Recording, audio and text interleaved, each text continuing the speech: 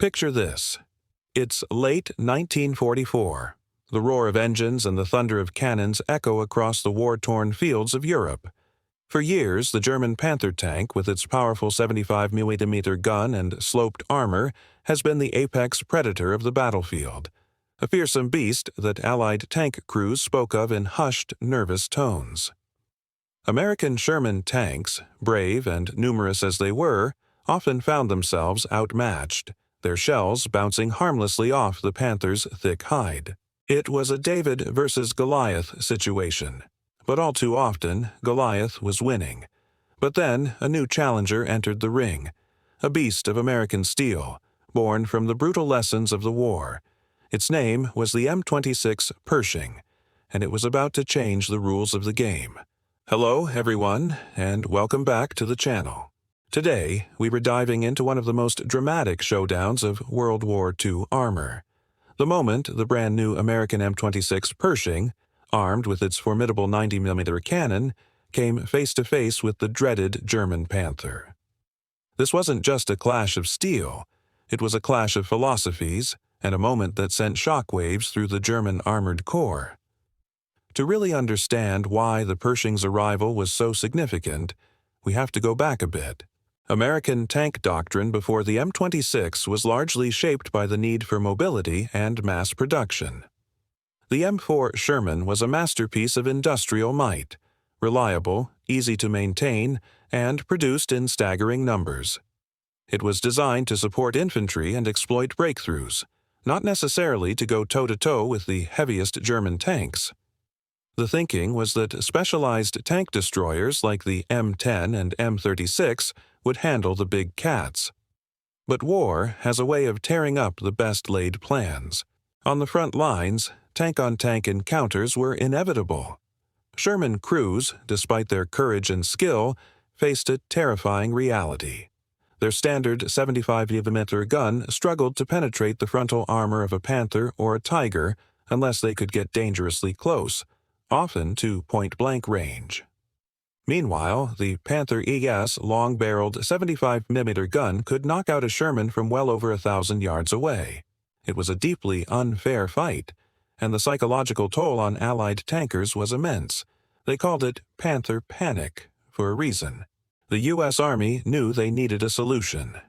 The answer had been in development for a while, initially designated as a heavy tank. This was the T-26 project. After much debate and delay, a story for another video perhaps, the urgent need for a more powerful tank finally pushed the program forward. Reclassified as a medium tank to speed up its deployment, the T-26E3 was born. This was the tank that would be standardized as the M26 Pershing. So what made the Pershing so special? Let's talk about the hardware. The Pershing was a whole different animal compared to the Sherman. It weighed in at over 46 tons, with thick, well-sloped frontal armor up to 102mm thick. This put it in the same weight class as the Panther and offered a much higher level of protection for its crew. But the real star of the show, the element that truly shocked the Germans, was its main weapon, the 90mm M3 gun. This gun was a monster. It was derived from a powerful anti-aircraft cannon, and it fired a heavy, high-velocity projectile. Unlike the Sherman's 75mm, the Pershing's 90mm gun could punch through the Panther's frontal armor from a considerable distance. Suddenly, American tankers had a weapon that could not only match but often surpass the firepower of their German adversaries. The hunter was about to become the hunted.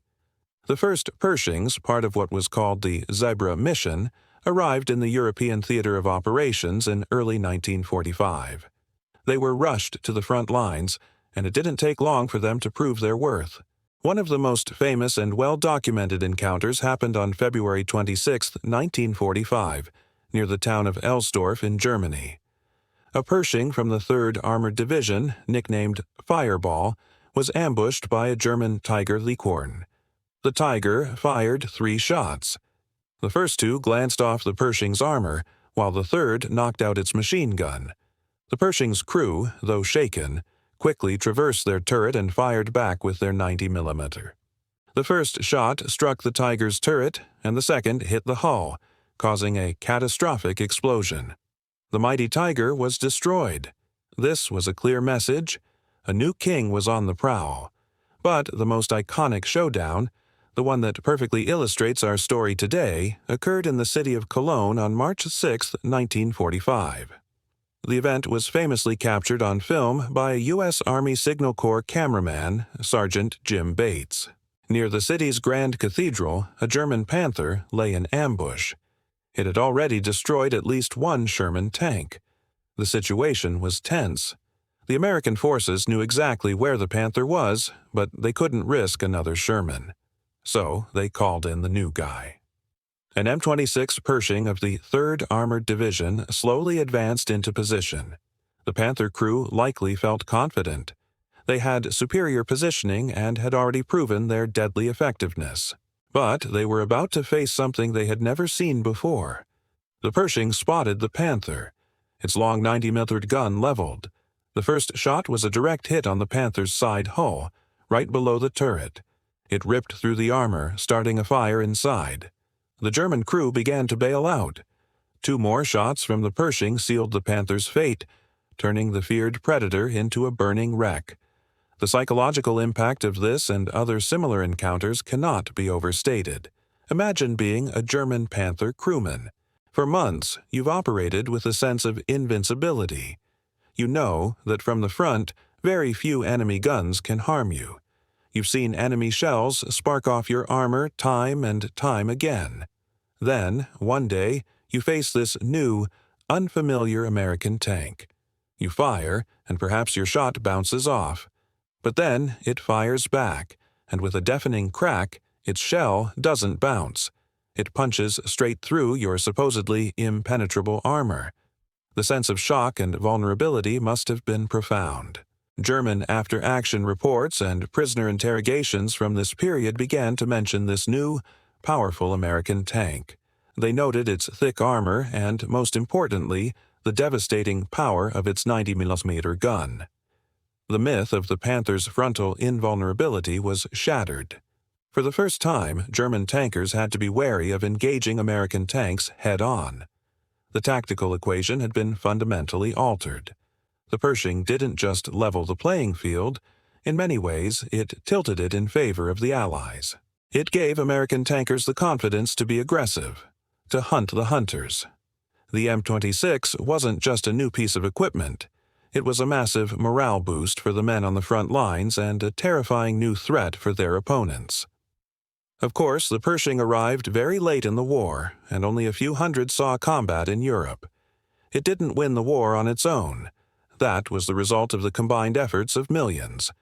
But its impact in those final, brutal months was undeniable. It demonstrated that American industry and engineering could, when pushed, produce a tank that could outfight the very best Germany had to offer.